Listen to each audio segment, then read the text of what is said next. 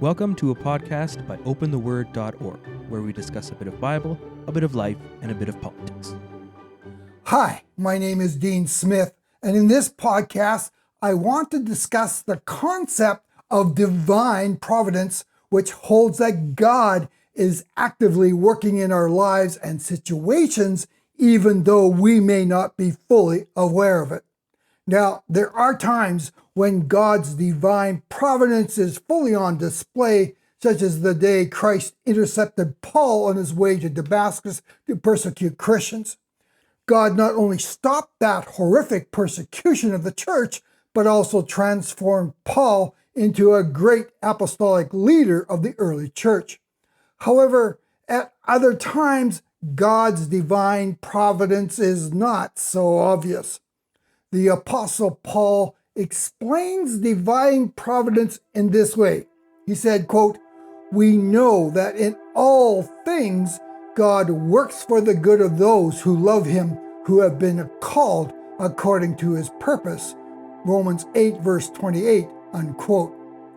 In this passage, Paul writes that God works all things together, all of them. All things means exactly that. It refers to malicious acts, sin, betrayals, mistakes, and even satanic forces manipulating the situation for evil intent.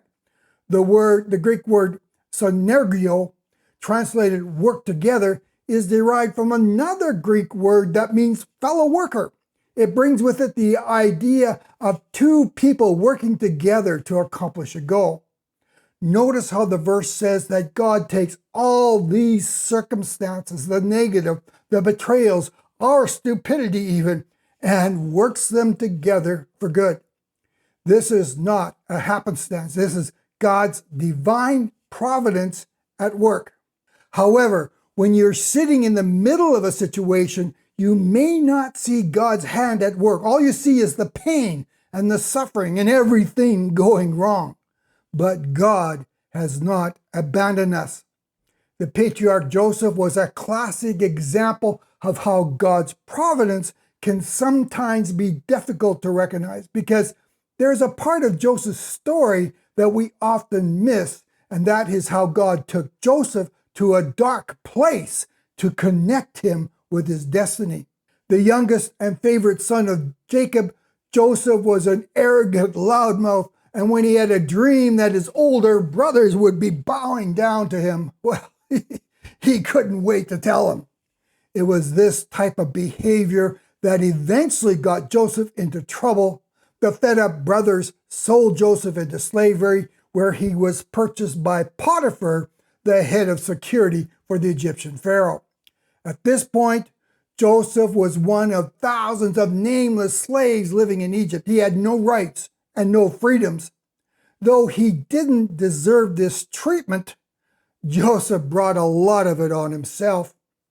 Having gone from being the favored son of his father to a slave in Egypt, things couldn't get much worse than that.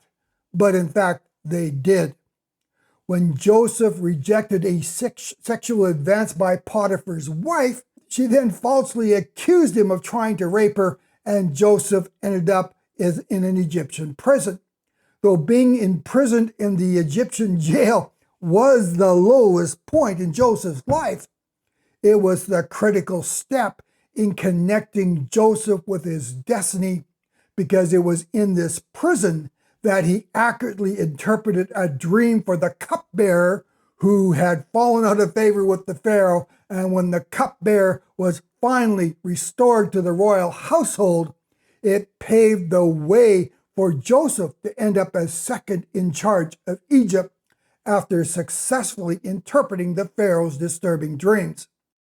Then, when drought hit Canaan, Joseph's brothers were forced to go to Egypt looking for food, and were shockingly reunited with Joseph, who acknowledged God's sovereign hand in his circumstances and forgave them, stating, quote, "You intended to harm me, but God intended it for good, to accomplish what is now being done, the saving of many lives." Genesis 50, verse 20, unquote. The Hebrew word tashab, translated as intended in this verse, literally means to design, invent, and to plan. We're not talking about a haphazard series of events, but rather a coordinated plan leading to a desired outcome. God took Joseph's arrogance and stupidity, threw in the brother's evil intent, added in the false accusations of Potiphar's wife, mixed it in a few years of jail, stirred it well together, and presto, we have a cake called Divine Providence. I have an example of God's divine providence in my own life where God took a horrible situation and turned it to good. In the end, the worst case scenario actually became the best case scenario, and I'm thankful it happened the way it did, but I wasn't so happy going through it. Where I live, the government provides and pays for most of our medical care, but this also means that you're subject to its limitations. For example, if you need a hip or knee replacement, the wait list is currently about 3 to 4 years. In late February, my wife and I were pretty excited when I got a call asking if I was available for a last-minute knee replacement operation. I suspect there had been a cancellation. It was providential considering I'd only been on the list for knee replacement for just a year and 4 months. I immediately said yes, and the next week was a whirlwind of tests and picking up the needed equipment for what would become a painful and extended recovery. My knee had started acting up several years back. I went for arthroscopic stay surgery, which did help, but it didn't last. And when the pain returned a few years later, the doctor told me that knee replacement was the next option. Over the years, I had prayed for God to heal my knee, but it never happened. I can blame my lack of faith for this. But though I failed the faith test, God didn't abandon me. God didn't say, well, Dean, that's just too bad, but your lack of faith is the reason you're in this predicament, and really, there's nothing more that I can do for you here. I remember a story from the Gospels of the young father who asked Jesus' disciples to deliver the man's son from an evil spirit. When they failed, in desperation, the young father asked if Christ would be able to deliver the boy. But look what the man actually said, quote, "But if you can do anything, take pity on us and help us." But Jesus said to him, "If you can, all things are possible for the one who believes." Immediately the boy's father cried out and said, "I do believe, help my unbelief." Mark chapter 9, verses 23 to 24. The father not only questioned Christ's ability to deliver his son, but in the process also revealed that his heart was full of unbelief. But Jesus did not say to the man, "Oh, so sad, too bad," and abandon this man to his doubt and unbelief. No, the Lord delivered the boy. When we fail, make mistakes, and are even full of unbelief, God does not abandon us. The Lord will work within the limitations of our faith and understanding. And I witnessed God's providence a few minutes after I had my knee surgery. While in recovery, I had a heart attack. I remember in the week leading up to the surgery, telling my wife that I wasn't feeling very good. I also felt a heaviness in my chest, but I slept it off as heartburn and nerves over the upcoming surgery. It ended up being a small to moderate attack, and the knee surgery was quickly put on the back burner, and all the attention was focused on what was happening to my heart. Now, knee replacement is one of the most painful surgeries you will ever go through, and instead of bed rest, I was thrown into a battery of heart tests. The pain was unbearable as I was wheeled from ward to ward. I prayed several times for the strength just to endure the pain. I was in such misery. I remember at times just praying one desperate word, mercy. I was calling on God for mercy. But through this battery of tests, They discovered some serious blockages in my heart and put in several emergency stents. I am very thankful for the great care I received from the nurses and doctors at the hospital, but here's the thing.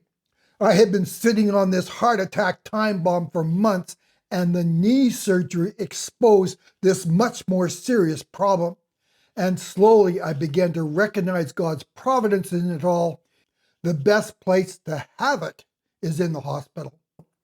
As I was on the recovery ward with others who had just had their knees replaced, one had waited 4 years for his surgery. No one I talked to was less than 3 years. I believe God had somehow snuck me in months earlier. Though I was officially in the hospital for knee surgery, God had booked me in because of my heart issues.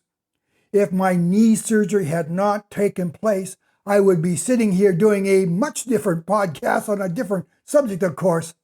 I also would have no idea that my heart was a ticking time bomb just waiting to be set off.